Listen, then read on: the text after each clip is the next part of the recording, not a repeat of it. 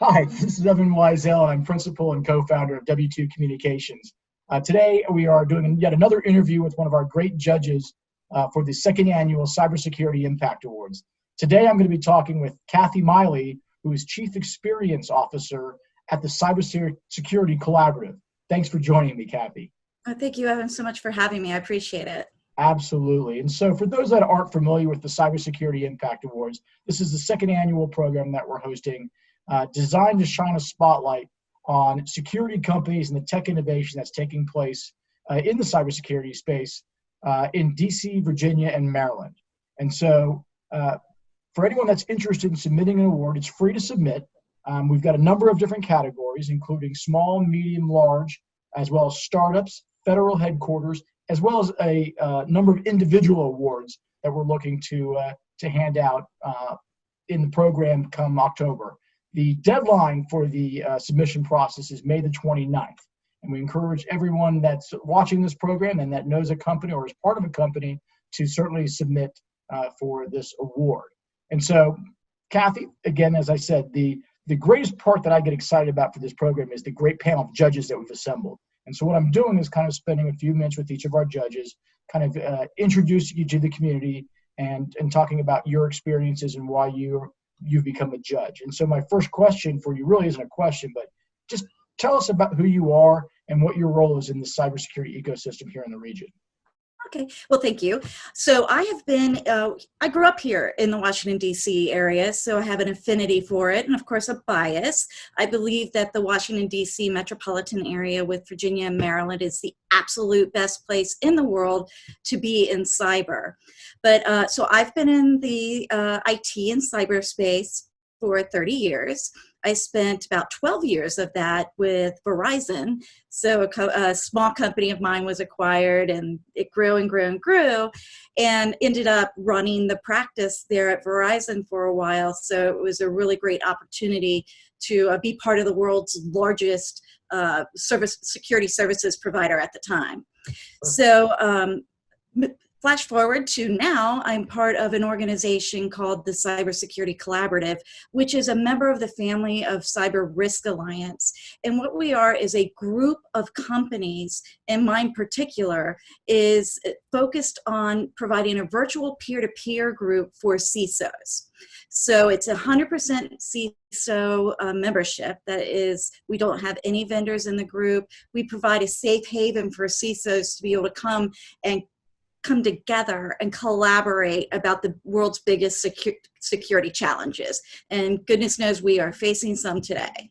Wow, that's great. And it's great to be talking to another local. I mean, I think that's why I'm very passionate about this region as well, having grown up here as well. So pretty rare to be talking to somebody else that's actually spent their entire life here in the DC, Virginia, Maryland region. So, so my next question for you is really about, you're a judge. And it's kind of a two-part question, which is, why did you agree to become a judge? Obviously, this takes some time to do and review awards and submissions.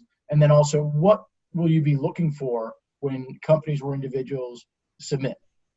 So I've been on both sides of the coin now. I've been on the vendor side, which was the predominance of my career, and then moved over to become a COO and a CISO, and now member experience officers for my CISOs. And I got to hear, once I moved over into the actual practicing side of being an information security officer, I get to hear all my peers' complaints about the security industry overall, and how everything was a point solution and not looking holistically across the stack, the security stack, so to speak. So as the market is evolving, I'm really looking for vendors that are taking that into consideration and really taking into to heart in their company and their solutions, solving the problems for the CISOs so that they can and then feel assured that they have the right products, the right solutions in place, and then thus go and assure their boards and engage them and engage and then use security as a differentiator in their individual markets. Sure. So I became a judge because obviously being in the Washington, D.C. metropolitan area, I believe this is the world's center, the epicenter of cybersecurity. And I remember getting into cybersecurity back in 2001, right before 9/11, when it was, people still weren't all the way installing firewalls, or antivirus still wasn't being installed all the way. And watching it mature over the past 20 years, you can see that a lot of the innovations, a lot of the fantastic technologies, practices, thought leadership are coming from here. And that is whether it's coming out from federal government, NIST, and things like that. But we are the hot spot here. And I stand by that. Well, yeah, and so you actually started going into my final question, right? Which is, in your opinion, why is this region one of the world's strongest for cybersecurity innovation? Yeah. So one reason is the federal government, right? So nobody gets attacked on this planet more than the U.S. federal government. Sure. And so they obviously had to implement security controls really early on, especially in the early days when I got involved. It was 3-letter agencies leading the way. And so the marketplace around here really became an incubator for different types of technologies like at DISA and other organizations to create things that the government needed to secure themselves and thus the American citizens. So companies were being born here to solve that problem. And a lot of them have become, world-renowned companies. Super proud of being part of multiple startup acquisitions. And Tenable is here locally out of Maryland. You have, all of the SIs, Northrop Grumman and Lockheed and those folks, and this is where it's at. And it's we also have around 2.8 million workers in this region alone, and not as much as New York City, I get you, but we have a heck of a lot of workers here and a heck of a lot of openings because the need is so huge here. So this is definitely the place. We used to call the Dulles Toll Road the cyber security toll road because that's where all of the security startups were starting right down in Herndon and along the Dulles Toll Road. Well, yeah, no, great answer, and I agree. And I think talking about highly skilled workforce, right, and yes, coming out of the universities. I mean, we were just thinking about schools like Virginia Tech and UVA and so forth, right? The University of Maryland is at the University of Maryland, right? So we've got this. Yeah, absolutely. I'm glad you said that, right? Because it's the region, which is not just Virginia or just Maryland or just DC.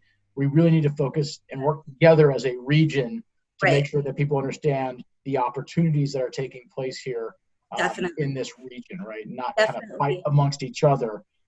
That's the biggest thing I think we're also trying to do with this awards program and say, look, this isn't about Virginia versus Maryland versus DC. We've seen some of that, right? And there's going to always be that competition, right? Certainly will. But I think we do need to still consider working more as a region than we are today. Absolutely. And again, I hope this program shines a spotlight. And I know it's the only program right now that is shining a spotlight on the region versus a certain area within the region. And that's what we're trying to do. So, and we have to look at Amazon coming into the area as well.